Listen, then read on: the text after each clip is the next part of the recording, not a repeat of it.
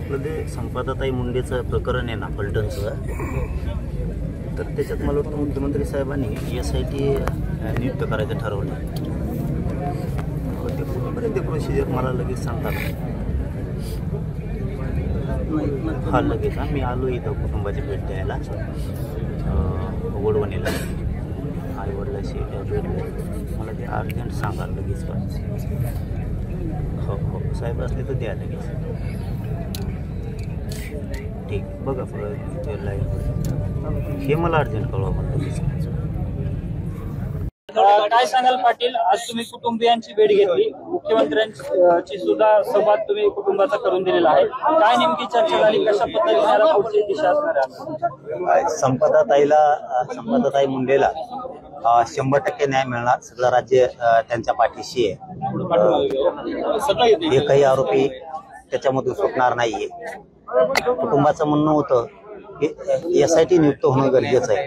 आपण मुख्यमंत्री साहेबांच्या वडिलांना फोन लावून SIT तातडीनं नियुक्त करायचं सांगितलंय. त्यांनी सांगितलंय की आम्ही ती ऑर्डर केली, परंतु अधिकारी राहिलेत. त्यांना सांगितलं आज आणि उद्या तुम्ही ते अधिकारी पूर्ण घेऊन लगेच गठीत करून टाका हे सांगितलं. त्यांनी सांगितलं की ठीक आहे, आम्ही आज उद्या 2 दिवसाच्या आत SITची समिती सगळी गठीत करतो. तोही शब्द कुटुंबियांना दिलाय. त्याच्यामुळे मुख्यमंत्र्यांच्या वैद्य साहेबांशी ते सविस्तर बोलणं झालं. माननीय आमचे उपमुख्यमंत्री एकनाथजी शिंदे साहेब यांच्याशी चर्चा झाली.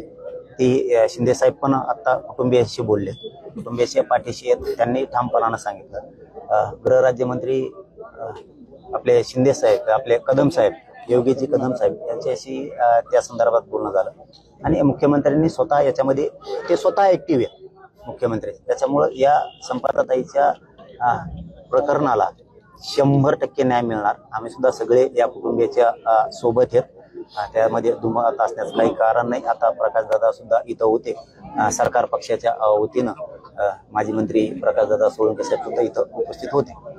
दादा, तुम्ही आता भेट घेतली, तुम्ही कुटुंबाशी सातवन भेट केली, चर्चा देखील केली, मात्र ह्या प्रकरणाला जे आहे ते वेगळं वळण्याचे देखील षडयंत्र सुरू झालेलं आहे. नाही, ते वेगळं वळण आपण लावू देणार नाहीत. ही चिखलफेक राजकारण उतरलं की होतीच. प्रकरण वेगळं न्यायचं तिसरीकडंच हे काम केलं जातं. असं कधी होणार नाही. तिथं चालवायचं आहे का, इकडे घ्यायचं आहे का, इथं काय असलं तर काय प्रॉब्लेम नाही, पुढे राहिलं तर काय प्रॉब्लेम नाही. आपण निष्ठेने लढायला लागलेलं ना, कुठं मॅटर राहिलं तरी काय फरक नाही. सगळे राजकारणी येऊन गेले, प्रत्येक राजकारणी येऊन शब्द देऊन जातो असं कुटुंबियांचं सुद्धा मत आहे. काही महिला होत्या, त्यांचं म्हणालं प्रत्येक जण सांत्वन करतो, मात्र आतापर्यंत आम्हाला काहीच हाती लागलेलं नाही. पुढे कशा पद्धतीने तुम्ही यामध्ये लक्ष द्या? नाही, मी आजच घातलं.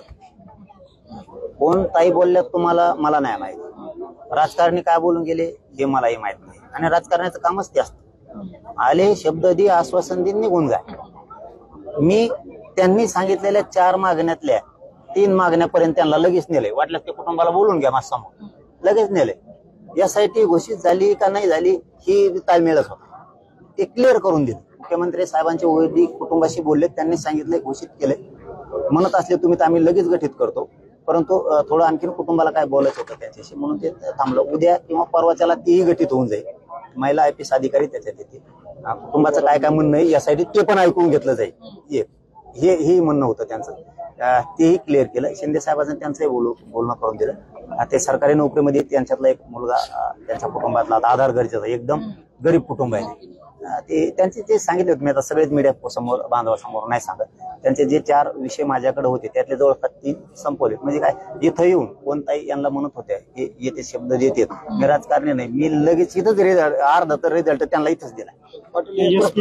एसपीच्या बाबतीत काय सांगा? कोण SP? जोशी SP ज्यांनी लाठीचार्ज आंतरवालीमध्ये केला, ते ज्या वेळेला तिथे SP होते, SP तिथे आहेत आणि म्हणून त्यांच्या पोलीस अधिकाऱ्यांना वाचवण्याचा मी त्यांना खेटायला पक्का आहे.